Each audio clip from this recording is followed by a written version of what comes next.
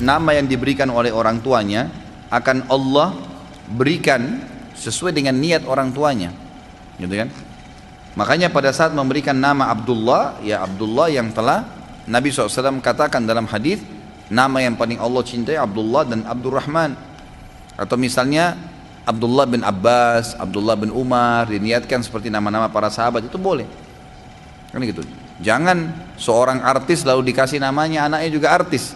Jadi kalau kacau artis itu kacau juga anaknya nanti.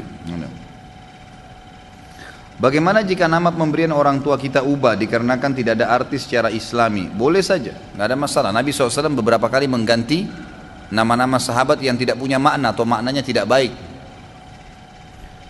Apakah Ustadz punya referensi buku nama-nama anak yang baik? Ada, terbitan Pustaka Ibnu Umar yang pernah saya bawa itu.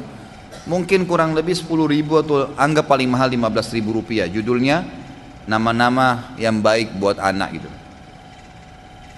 Apa benar hadis yang menceritakan Nabi Musa AS menampar malaikat maut hingga matanya buta? Hadis itu dihasankan yang saya tahu oleh sebagian ulama hadis, gitu kan? Dan bukan Nabi Musa AS memukul, gitu kan? Memukul malaikat maut itu dalam kondisi sebagai malaikat, bukan. Perlu antum tahu, memang dalam beberapa riwayat disebutkan malaikat maut ini sering mendatangi para nabi-nabi. Hampir semua kalau kisah-kisah para nabi itu kita temukan, seringkali mereka dikunjungin oleh beberapa malaikat, di antaranya Jibril, di antaranya malaikat maut, sampai kisah yang masyhur tentang Daud alaihissalam yang pernah didatangi malaikat maut dalam rupa manusia ya. Lalu kemudian Nabi Daud mengetahui pada saat dia sebutkan saya adalah malaikat maut. Lalu kata Daud alaihissalam, kalau kau nanti mau datang, untuk apa kamu datang? Dia bilang untuk mendatangimu, menziarahimu. Kata Daud alaihissalam, kalau nanti tiba saatnya kau datang untuk mencabut ruhku, tolong berikan isyarat terlebih dahulu. Satu waktu malaikat maut ini lama nggak datang kepada Daud alaihissalam, bertahun-tahun.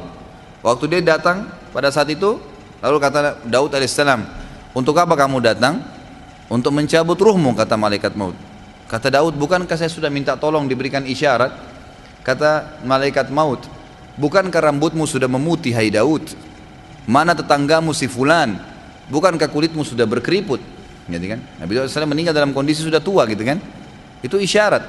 Jadi ada komunikasi antara nabi-nabi dengan, ini contoh saja. Nabi Musa AS juga kebetulan pada saat riwayat ini disebutkan, memang beliau kedatangan malaikat maut dalam bentuk manusia, dan malaikat maut dalam riwayat ini mengatakan saya akan mencabut ruhmu. Musa tidak kenal dia, langsung dipukul, gitu kan? Seperti itu. Jadi itu memang riwayat ya, dijelaskan dan diterima oleh para ulama. Memang riwayatnya dihasankan. Apa itu ibadah mahdha dan ghairu mahdha? Sebenarnya kalau ringkasnya sih, ibadah yang ditekankan, yang wajib dengan yang sunnah, yang diharuskan dikerjakan dan yang disunnahkan, dianjurkan untuk dikerjakan. Seperti itu kurang lebih ringkasnya supaya mudah difahami ya. Dasar kebenaran qala Allah dan qala Rasul. Abu Musa al-Ash'ari ketika sholat malam di rumahnya didengar oleh Rasulullah SAW oleh Rasul dan memujinya dengan memiliki suara indah. Apakah sholat tahajud dan sholat malam itu tidak disirkan atau disuarakan bacaannya? Saya tidak tahu ini. Baiklah, kalau yang dimaksud sini dari riwayat tadi Abu Musa al-Ash'ari ini cuma pertanyaan, bukan berhubungan dengan Abu Musanya. Apakah sholat malam itu disirkan, dikecilkan suara atau dijaharkan, dikeraskan? Tentu saja dua-duanya boleh. Sholat sunnah dibolehkan untuk seseorang mengeraskan suara atau mengecilkan suara. Sholat sunnah umumnya, terutama sholat sunnah yang dasarnya memang Nabi SAW pernah mengeraskan suara, seperti sholat malam. Abdullah bin Umar mengetahui bacaan Nabi SAW di sholat malam pada saat ikut sholat dari Al-Baqarah, Al-Imran sampai An-Nisa, gitu kan? Selesai itu karena suara Nabi SAW terdengar. Nabi SAW juga pernah melewati rumah Abu Bakar lalu mendengarkan bacaan Abu Bakar, tapi kecil. Lewat depan rumah Umar, suaranya Umar besar di sholat malam. Lalu kemudian subuhnya bertemu dengan Nabi SAW bertemu dengan mereka berdua dan Nabi SAW tanya Abu Bakar, kenapa kau kecilkan suaramu? Terdengar dari luar rumah ya, tapi kecil. Artinya memang ada suara kan? Nah, dari luar rumah sekecil apapun tetap aja berarti keras di bagian dalam gitu kan. Kata Abu Bakar radhiyallahu anhu, saya tahu ya Rasulullah, sama siapa saya berbicara? Sama Allah maksudnya. Ada adabnya, gak usah keras-keras. Lalu Nabi SAW tanya Umar, kenapa kau keraskan suara wahai Umar? Kata Umar, agar tetangga saya bangun sholat malam. Dia malah mau bangunin orang gitu kan. Kata Nabi SAW kepada Abu Bakar, wahai Abu Bakar, angkat suaramu sedikit. Wahai Umar, kecilkan suaramu sedikit. Artinya boleh mengeraskan suara. Di sholat-sholat seperti ini ya, malam kita tahu ada sholat gerhana ya, mengeraskan suara. Kalau sholat-sholat yang tidak diriwayatkan dari Nabi SAW mengeraskan suara, seperti duha, tahiyat masjid, sunnah rawatib, maka yang lebih aula untuk seseorang tidak mengeraskan suara, tapi tidak juga menghilangkan suara, karena sir artinya mengecilkan suara, bukan menghilangkan. Sejak diangkat khalifah, apa alasan Ali? Selalu kalau sahabat ini bilang radhiyallahu anhu ya, usahakan selalu diikuti itu sebagai tanda hormat kita. Di sini apakah alasan Ali memindahkan? Apa alasan Ali radhiyallahu anhu memindahkan ibu kota Islam dari Madinah ke Kufa di Irak? Itu pertimbangan secara pribadi dari Ali radhiyallahu anhu. Para ulama mengatakan memberikan tanggapan karena Ali radhiyallahu anhu tidak menjelaskan masalah itu. Beliau hanya menyatakan kalau ibu kotanya pindah ke Kufa, gitu kan? Salah satu atau sebagian ulama tabi'in coba ya memberikan gambaran karena pada saat itu ekspansi Islam yang tadinya diharapkan oleh Ali adalah menyempurnakan ekspansi Islam yang dulu oleh Umar bin Khattab disebarkan di negeri Persia. Waktu Utsman bin Affan jadi khalifah, seluruh Afrika sudah masuk Islam, seluruh Afrika. Negeri Syam, Lebanon, Syria, Palestina, Yordania di zaman Umar bin Khattab sudah runtuh. Bahkan sudah mulai masuk perbatasan Turki, gitu kan? Nanti di kerajaan Umayyah baru Turki masuk Islam. Kemudian wilayah Persia umumnya itu yang dekat-dekat dengan Jazirah Arab, Irak, Iran sekarang, kemudian sebagian Afghanistan, sebagian juga Rusia sudah masuk Islam. Tapi yang nyambung dengan Rusia ini wilayah Rusia luas. Yang nyambung dengan Rusia, Cina, sampai ke Asia Tenggara nih belum.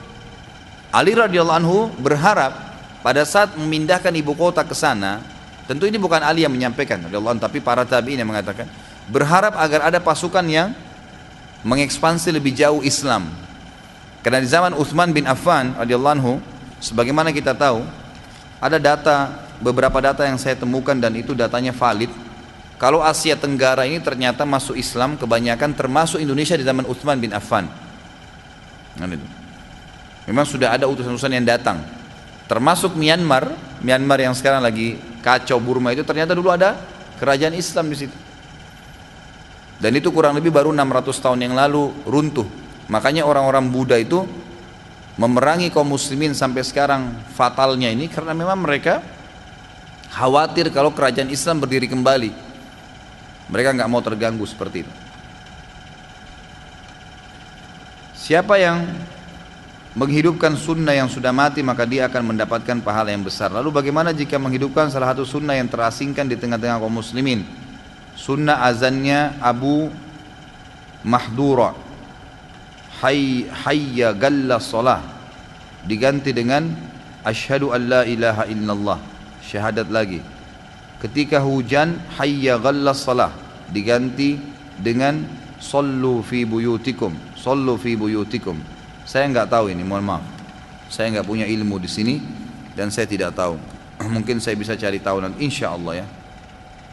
Mayoritas ulama ahli sunnah mengkafirkan Syiah, tapi mengapa negara Saudi yang berpahaman sunnah mengizinkan orang Syiah umrah dan haji? Mengapa tidak dilarang saja? Karena ternyata kekafiran mereka. Jadi yang dikafirkan oleh ahli sunnah, orang-orang Syiah ini adalah para dai-dainya yang memang sudah sampai mengikrarkan bahwasanya Quran kurang dan sahabat kafir. Kalau simpatisan Orang-orang yang tidak mengerti apa-apa, masyarakat biasa. Jadi di Iran itu sendiri banyak kayak orang-orang kita ini yang dagang-dagang kaki lima pinggir jalan, hidupnya miskin. Agamanya apa bu? Islam. Apa pak? Islam. Tapi nggak sholat, nggak tahu apa-apa, gitu kan? Bahkan pernah ada beberapa kaum muslimin ditanya di Jawa Timur lagi dagang, gitu kan? Agamanya apa? NU. Dia nggak ngerti, ya, dia nggak ngerti, subhanallah, gitu kan? Jadi karena dia nggak ngerti, ada anak-anak di pinggir jalan lagi nyanyi-nyanyi, lagi ngamen, saya lagi bawa mobil, saya buka jendela, saya panggil, sini nak, assalamualaikum, dia nggak jawab, sini, kamu tahu nggak apa yang saya ucapin tadi? Nggak tahu pak. Assalamualaikum kamu nggak tahu ya? Kamu agamanya apa? Islam pak. Ngapain? Assalamualaikum nggak tahu. Bayangkan, mungkin tidak masuk di akal kita ya, tapi ada itu di tengah-tengah masyarakat, gitu kan, ada. Sampai sementara nunggu berapa detik itu saya bilang, nak saya ajarin kamu ya, orang Islam itu mengucapkan salam. Kalau kamu mengatakan assalamualaikum dapat 10 pahala, warahmatullah 10, wabarakatuh 10. Coba kamu ucapin, ini 2000 nih saya kasih. Diucapin sama dia saya kasih 2000. Minimal saya sudah ajarin salam, gitu kan. Kalau yang ada juga yang tahu salam, ya waalaikumsalam pak, gitu. Tahu rukun Islam nggak? Nggak tahu. Ajarin rukun Islam. Tapi ada tengah-tengah masyarakat. Nah orang seperti ini tidak dikatakan kafir, nggak ngerti. Emang tidak tahu. Tapi yang mengatakan Abu Bakar kafir, Umar kafir, macam-macam. Nah ini sudah jelas, kan gitu. Jadi memang tidak bisa dipukul rata semua. Ustadz, kalau uang hasil dari menjual rumah itu sedekah 2,5% ya. Kalau anak ngasih sedekah ke karyawan anak yang kurang mampu untuk beli motor karena motornya udah nggak layak pakai, itu gimana Ustadz? Sahkah? Jadi sedekah itu tidak ada persentasenya. Sedekah nggak ada persentase. Sedekah itu fungsinya untuk ya, meninggikan derajat di surga, memberatkan timbangan amal hari kiamat. Kalau zakat mensucikan harta, gitu kan? Makanya zakat ada persentasenya, 2,5% itu zakat yang wajib dikeluarkan bagi orang yang memenuhi 2 syarat haul dan nisab. 1 tahun masa uang tabungan dan investasi. Yang dipakai tidak masuk di situ. Kalau sedekah nggak ada persentasenya, bebas. Makin banyak makin bagus, makin tinggi derajat surga, makin berat timbangan hari kiamat. Belikan motor silahkan, sah saja, tidak ada masalah. Waalaikumsalam warahmatullahi wabarakatuh. Apa perbedaan antara madhab, manhaj dan firqah? Madhab diambil dari kata-kata zahabah yang berarti tujuan sebenarnya, atau tempat yang akan didatangin. Zahaba yadhabu, bahasa Arab artinya pergi, menuju, jalan. Zahabtu ilal masjid, saya menuju ke masjid, gitu kan. Jadi seperti itu, menuju, tujuan, itu madhab namanya. Jadi kalau dikatakan madhab adalah tujuan, kalau dalam ilmu agama, tujuan yang bisa dipegangi untuk mengambil hukum, madhab. Kalau manhaj adalah prinsip dalam menjalani sesuatu keinginan atau keputusan, itu manhaj, prinsipnya, gitu kan. Seperti misalnya seorang penulis, dia mau menulis buku, ada orang menulis buku lengkap semua dengan referensinya, footnote-nya banyak, jelas, hadis disebutkan satu hadis, footnote nomor 1, riwayat Bukhari dalam bab ini, kitab ini, nomor hadisnya halaman sekian, riwayat Muslim gini. Dia pilih cara itu namanya manhajnya dia, jalan yang dia pilih untuk menentukan sesuatu yang dia ingin lakukan, gitu kan. Kalau mazhab tadi, tempat tujuan untuk mengambil sebuah hukum. Antum datang ke pengajian yang memang antum pilih hanya menyebutkan hadis Nabi SAW, hanya pemahaman ahli sunnah, itu namanya manhaj, gitu kan? Memilih sebuah keputusan yang merupakan prinsip kita dalam mengambil sebuah langkah. Kalau firqah itu sebenarnya kelompok, ya. Firqah, kelompok. Jadi firqah itu bisa berarti dua ya, bisa firqah itu kelompok, atau firqah itu gabungan sesuatu yang tadinya terpecah, terurai kemudian menjadi satu.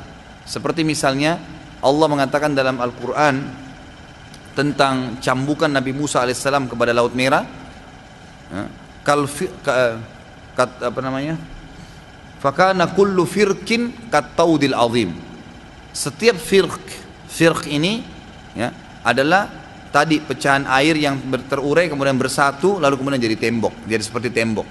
Tapi kalau firq yang dimaksud sini umumnya adalah kelompok-kelompok. Firqa dalam Islam, jamaknya firaq. Apakah istilah gulu hanya dinisbatkan pada sesuatu yang berlebihan dalam agama saja, atau bisa juga dinisbatkan berlebihan dalam perkara dunia? Enggak, agama saja.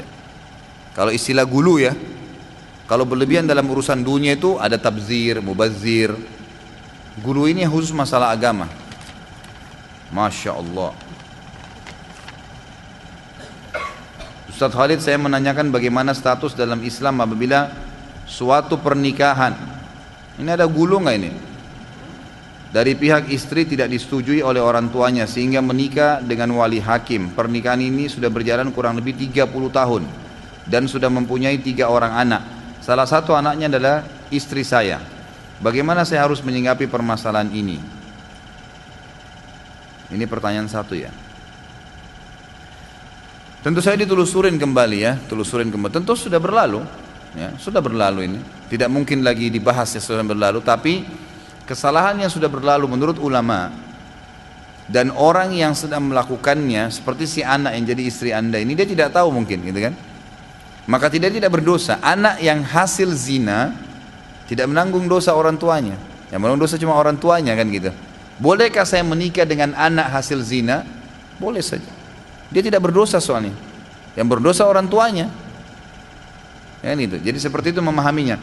Sekarang orang tuanya salah, menikah dengan wali hakim. Ini juga ada hukum syar'i sendiri, dilihat alasan orang tuanya, walinya menolak kenapa. Kalau alasan pernikahannya, penolakan walinya dulu sesuai dengan syar'i, misal calon mempelai laki-laki ini memang dasarnya tidak baik akhlaknya, tidak sholat, ahli maksiat, tapi karena si perempuan sudah jatuh cinta, sudah tergila-gila, akhirnya menikah dengan laki-laki tersebut. Nah, ini nikahnya batal karena si wali ayah punya udzur syar'i, nggak boleh. Ini maksud dan firman Allah SWT, ayyam mamra'atin angkahat nafsa bighairi idni waliyuha fanikahu batil. Wanita manapun yang menikahkan dirinya tanpa izin walinya, nikahnya batal. Titik. Zina berarti. Tapi kalau anda menikah dengan anak itu, anak hasil zina, saya sudah bilang tadi, nggak ada bebannya si anak dengan pelaku orang tuanya. Tetap aja dia dianggap orang biasa, manusia. Hukum umum kembali, kan dia tidak berdosa pada saat itu. Cuma status orang tuanya yang bermasalah. Tapi kalau seandainya si wali menolak, tidak sesuai dengan ya, atau tidak punya udzur syar'i, misal laki-laki itu soleh baik ditolak misalnya, kemudian si perempuan pergi ke wali hakim ditunjuk oleh pemerintah, sah nikahnya. Jadi dari dua sisi ya, saya bahas pernikahannya sah atau tidaknya tergantung daripada udzur syar'i atau tidak udzur syar'i bagi wali si perempuan tadi. Masalah pernikahan anda sah saja karena menikah dengan anak yang hasil zina pun itu setahu saya Allah dalam pendapat para ulama dibolehkan. Usia kandungan istri saya sudah menginjak 6 bulan dan sebentar lagi akan memasuki 7 bulan. Istri dan keluarga berencana mengadakan 7 bulanan. Saya sudah pernah mengingatkan bahwa acara tersebut tidak dianjurkan dalam Islam, dan saya menyarankan agar dana tersebut lebih baik disalurkan, diinfakkan untuk yatim ataupun bangunan masjid. Namun keluarga tetap mau melaksanakannya untuk menjaga perasaan istri dan keluarga saya tetap mengikuti atau tidak. Jadi gini, keputusan di dalam rumah tangga, sudah nikah nih, saya sudah akad-akad dengan wanita, yang menentukan keputusan di rumah siapa? Saya sebagai suami. Yang menjalankan keputusannya si istri. Keluarga nggak ada hubungannya, nggak ada hubungannya. Kita silaturahim dengan mereka silakan. Kalau kita buka diri semuanya seperti yang bertanya ini jadi masalah buat kita. Akhirnya keluarga pun bilang, jangan kau masak tiap hari sayur asem. No, istrinya suaminya suka sayur asem, tapi campur tangan keluarga terlalu banyak. Semua rumah tangga yang terlalu banyak campur tangan keluarga pasti kacau. Pasti kacau. Nggak usah, orang sudah berumah tangga, anak kita, saudara kita, biarin dia hidup, jangan campurin. Kalau mereka minta saran, kita saranin. Silaturahim datang, silahkan. Jenguk kalau sakit, silahkan. Hukum syar'i saya jalani. Jangan campuri keputusan rumah tangganya orang, nggak boleh. Nggak boleh. Saya mau cerai sama istri saya tanya dulu keluarga saya. Ngapain nanya? Yang tahu butuh atau tidak, salah atau benar kita. Ngapain libatin keluarga? Nggak perlu.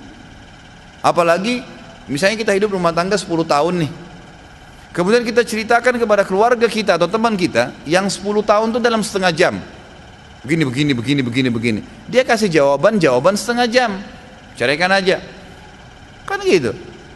Salah. Keputusan di tangan kita. Ini teman-teman ya, yang jadi suami sini, keputusan di tangan antum dan patokannya hukum Allah. Istri dukung, kalau baik putusan suami dukung, kalau salah ingatkan. Ini salah bang, ini salah kak, ini salah. Agama Allah menyebutkan seperti ini dengan baik. Ya, mengadakan acara seperti itu atau tidak adakan itu tidak ada hubungannya sama keluarga. Sudah saya sepakat sama istri tidak adakan. Keluarga datang kenapa begini? Ya sudah, ini keputusan kami, tolong hormatin. Begitu, punya prinsip. Seorang muslim harus punya prinsip dan prinsip dasarnya adalah halal haramnya hukum Allah, bukan keputusan orang. Kalau kita terus terpengaruh dengan perkataan orang, plim-plang, susah hidupnya. Saya pernah kasih contoh, masih ingat ya? Jalan sama teman-teman mau pergi makan di satu restoran, kemudian di situ terkenal nasi goreng. Ini cara membangun prinsip. Sederhana. Kita datang mau makan nasi goreng, pas melihat menunya ternyata ada mie goreng. Kayaknya pengen mie goreng nih. Teman-teman semua mau nasi goreng. Apa yang Anda harus lakukan? Pilih mie goreng. Lagi mau mie goreng, pilih mie goreng. Biasanya kalau keterangannya masalah makanan cepat difahamin. Teman-teman bilang, enggak, nasi goreng enak. Iya, saya lagi pengen mie goreng. Nanti saya incipin punya kamu ya. Udah gitu aja. Ditinggalin mie goreng, makan nasi goreng sama teman-temannya. Nanti pulang rumah kepikiran, coba tadi mie goreng ya. Gitu. Prinsip. Yang penting benar. Gak apa-apa. Subhanallah, kita temukan orang yang punya prinsip ini selalu dihormatin di masyarakat. Orang tahu, oh ini gak bisa, dia punya keputusan. Gitu. Jadi jangan pelimplang, apalagi ini berhubungan dengan salah dalam agama. Jangan diikutin, nggak boleh. Putuskan itu. Jadi seorang laki-laki penentu keputusan. Ketika orang belanja, apa ini? Sama ana pakai giro atau cek, ana terima dan terjadi jual beli. Tapi setelah itu karena sesuatu hal dan membutuhkan uang giro cek tersebut, ana jual dengan potongan tertentu berdasarkan lamanya giro cek itu cair, sebulan 5% dan 2 bulan 10%. Bagaimana hukum ana jual giro cek tersebut? Nggak boleh. Cek dan giro kan itu uang, sama saja jual uang, nggak boleh. Kita boleh kalau ini apa ini? Oh saya kira karton. Jadi nggak boleh akhi ya, nggak usah, cairkan saja. Butuh sesuatu mungkin bisa buka pintu utang kalau nggak ada duit sama sekali. Tapi kalau dijual dengan tadi persentase nggak boleh. Kalau ada teman kita yang mau bantu nih, ini cair nih akhir bulan saya butuh duit 10 juta, ini uangnya 10 juta nih, ceknya. Udah dia bantu. Pernah kan saya bilang ikhwah sekalian perhatikan ya, di dalam Islam hati kita harus dipilah. Ada pengeluaran uang di jalan Allah sifatnya jasa, tidak boleh bertambah utang dan gadai. Tidak boleh bertambah ini, jangan ditambah ini pahala, harapin pahala. Utangin orang jangan berbunga, gadai jangan membengkak, jangan. Jangan orang gadein rumah, nilai rumah 100 juta kita ambil 20 juta. Begitu jatuh tempo sebulan dia nggak bisa bayar, disita rumahnya, diambil semua 100 juta. Loh, uang utangnya orang cuma pakai cuma 20 juta. Ini nggak boleh. Jual rumah itu kita punya hak. Ini sebulan kalau kau tidak bayar saya jual ya, dijual 100 juta. Ambil 20 juta punya Anda, 80 juta kembalikan kepada orang. Itu memang khusus, itu urusan akhirat tuh pahala. Kalau nggak bisa jangan buka pintu utang karena bahaya, riba, gharar, bahaya. Ada mengeluarkan dana, bisa ambil keuntungan, persentase perhitungan, investasi, bisnis, silahkan. Saya mau 40, saya mau 30, saya mau 70, silahkan. Tapi jangan hubungkan dengan utang dan tadi ya, gadai. Tolong bantu doanya untuk ibu saya yang sedang sakit, semoga diampuni dosanya, sembuhkan penyakitnya, cepat pulang dari rumah sakit dan dimudahkan urusannya. Ya kita aminkan insyaallah. Doanya sudah disebut semua ini, gitu kan? Ya mudah-mudahan Allah kabulkan insyaallah. Pemimpin 2019 presiden dari umat Islam. Agar dari sekarang sesama ulama bersepakat meminta umat Islam memilih pemimpin Islam karena mengharapkan partai sangat tidak berdaya. Sebenarnya ulama sudah sering, ya, sudah sering mereka mengingatkan umat, sudah sering mereka sepakat. Tapi justru karena sudah terlanjur sistem demokrasi, sistem partai-partai ini sudah ada, akhirnya jadi serba salah. Mau ditonjolin, siapa yang mau dukung? Kan itu. Masalahnya begitu. Kecuali kalau sistem ini tiba-tiba berubah, ya, gitu, atau membuka ada jalur khusus, tidak pakai partai bisa mencalonkan diri, mungkin bisa. Dan insya Allah kita tetap tidak putus asa. Mudah-mudahan Allah SWT mengutus kepada kita seorang alim ulama, seorang yang bertakwa dan faham halal hukum halal halalnya Allah yang menjadi pemimpin kita. Syariat Islam bisa nggak dimulai di daerah-daerah seperti contoh di Aceh? Tentu bisa saja, ya, bisa saja gitu kan, nggak ada masalah. Minta, sekarang kan ada perda kan gitu, ada keputusan daerah bisa diambil. Itu tergantung daerah-daerahnya. Kalau bisa diputuskan dan pemerintah pusat tidak mempermasalahkan, tidak mendatangkan mudarat yang besar, maka jalankan, bagus sekali. Cuma yang perlu diketahui, hukum Islam di Indonesia sudah berjalan, ya. Saya sudah pernah jelaskan. Anda sekarang hadir di majelis ta'lim ini tuh ya hukum Islam. Sholat berjamaah di masjid, azan dikumandangkan, menikah dengan cara Islam, cerai dengan cara Islam, warisan dengan cara Islam. Kita punya majelis ulama Indonesia, puasa Ramadan diiklankan, pergi haji dan umrah pemerintah bahkan lepaskan. Presiden kita sampai sekarang masih muslim. Ada sebagian substansial hukum yang belum diterapkan, pencuri potong tangan, orang berzina dicambuk. Tinggal itu saja yang perlu kita dakwain. Jadi ibaratnya umat Islam Indonesia ini, ban mobil kita lagi kempes satu saja, bukan empat, satu kempes. Diapain? Tambah angin, tambal kalau bocor, jalanin mobilnya. Ini ada banyak kelompok yang guluh nih, melampaui batas, hancurin ini semua, togut. Togut itu penyembah syaitan, semua ini kafir. Masya Allah. Memang ente bisa bangun sebuah pemerintahan? Memang nggak bisa kepolisian dikemas secara syar'i? Tiba-tiba azan polisi semua ke masjid, bisa kok. Kan bisa sebenarnya, bukan tidak bisa. Jadi jangan sampai kita salah faham, ban mobil pecah dibuang semua mobilnya. Akad serah terima kepemimpinan Islam kepada agama lain sejak 70 tahun yang lalu diresmikan di Istana Merdeka. Allahu alam, saya nggak tahu nih. Tapi insya Allah kita tidak putus asa, ya. Allah SWT maha melihat dan kita tetap berikhtiar, berusaha. Apa maksud dari surah Al-Humazah ayat 2 yang artinya yang mengumpulkan harta dan menghitung-hitungnya? Apakah kita tidak boleh menghitung uang atau harta kita? Bukan, maksudnya adalah prestasi dunia.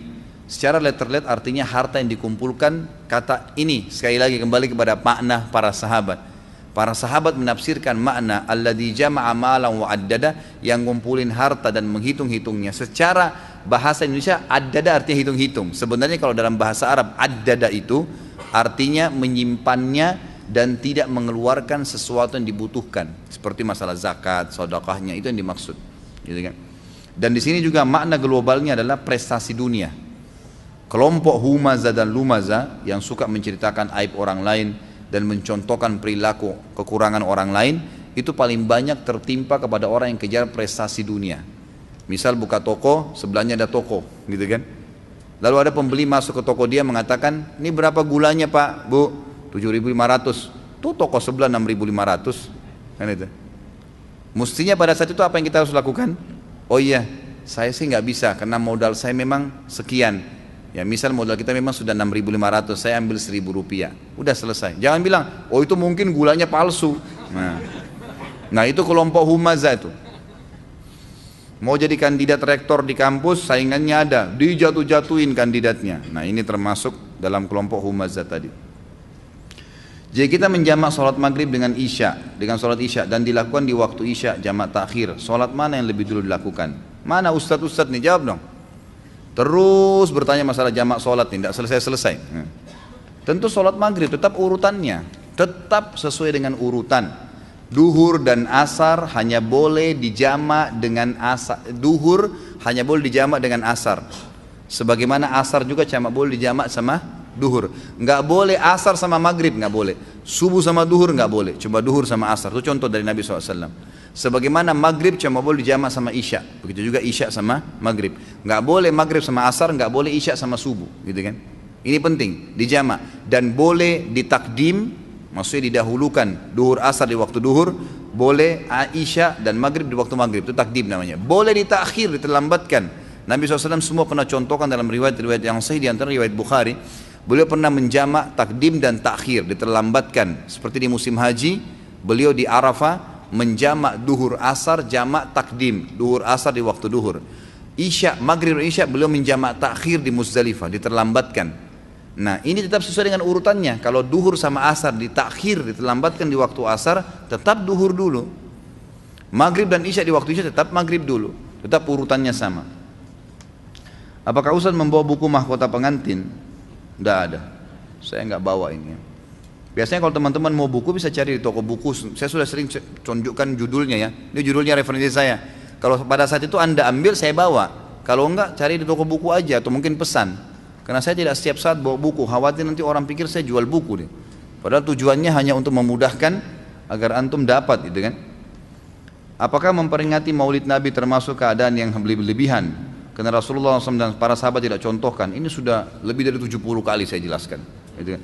Dari sejarah-sejarahnya, dari macam-macam, gitu kan. Tentu saja mengerjakan perintah yang Nabi SAW tidak ajarkan adalah gulu, boleh berlebihan, menambah, jelas sesuai dengan maknanya kan. Terdapat potongan hadis perbuatan yang tidak dicontohkan Nabi, amalnya tertolak dan menuju kepada kesesatan. Apakah kesesatan di sini maksudnya seperti orang kafir atau menjadi kafir? Tidak. Yang tidak mengikuti tuntunan Nabi SAW, seperti apa sih? Dalam segala hal.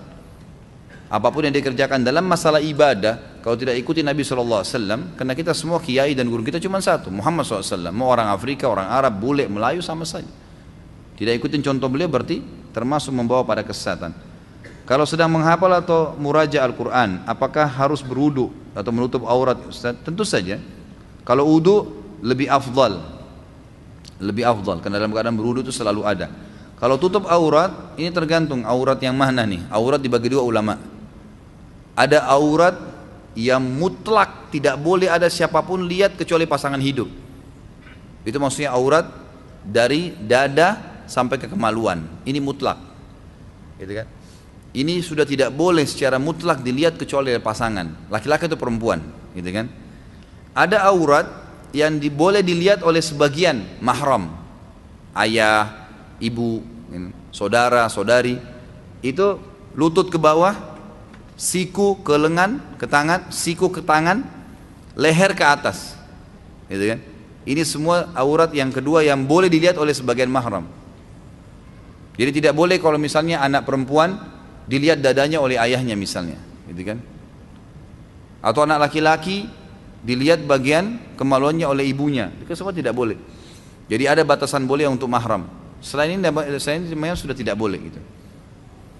Nah dalam aurat yang tidak boleh dilihat kecuali oleh pasangan, ulama sepakat mengatakan tidak boleh baca Quran nih. Ya, misalnya terbuka telanjang bulat baca Quran, tidak boleh. Nanti sudah dirincikan baru faham ya. Tapi kalau aurat yang boleh dilihat oleh sebagian mahram boleh baca Quran, boleh mengulangi hafalan. Kondisinya sedang ada dalam keadaan ruangan tertutup, tadi sudah ya. Boleh tidak berniat puasa yang lain selain Senin Kamis, Ayyamul Bid atau puasa Daud di bulan Sya'ban? Ini khilaf di antara ulama. Tapi saya pribadi berpegang pada pendapat bulan Sya'ban diperbanyak puasa, tapi hanya puasa yang sudah dianjurkan, Senin Kamis, Ayyamul Bid, ya kan itu. Kalau mau lakukan puasa Daud, itu dilakukan, itu lebih baik. Sekarang ini ada beberapa ayat yang ditafsirkan lain, misalnya lakum dinukum waliyadin. Mereka menafsirkan salah, yaitu lebih kepahaman sekuler. Bagaimana cara kita meluruskan pemahaman ini? Saya sudah bilang tadi, kembali kepada pemahaman sahabat. Baca tafsirnya sahabat. Sahabat bilang apa tuh lakum dinukum waliyadin? Itu kan ada sebab turunnya ya. Al-Mughirah, seorang kafir Quraisy, berkata kepada Nabi SAW, wahai Muhammad, kita negosiasi nih. Kata Nabi SAW, seperti apa? Mekah kita bagi dua aja, sehari buat kamu, sehari buat kami. Nabi tanya lagi SAW, apa maksudmu? Dia bilang, sehari kami ikuti agamamu, kami ucapkan selamat untukmu, ya? Semua yang kamu ajarkan kami ikuti. Tapi syaratnya, hari esok kau ikuti ajaran kami, ucapkan selamat buat kami. Pokoknya jadi agama kami. Kata Nabi SAW, nggak bisa, nggak mungkin. Diam sejenak, lalu dia bilang lagi, hai Muhammad, begini aja kalau gitu. Sehari buat kami, seminggu buat kamu. Nggak bisa, kata Nabi SAW. Muhammad, sehari buat kami, sebulan buat kamu. Nggak bisa, kata Nabi SAW. Baik Muhammad, sehari buat kami, setahun buat kamu. Nggak bisa, kata Nabi SAW. Terakhir Muhammad, sehari buat kami, seumur hidup buat kamu.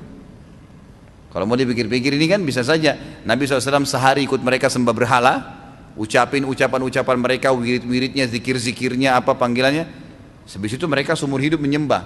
Kata Nabi SAW, tidak bisa. Jibril langsung turun bawa surah Al-Kafirun.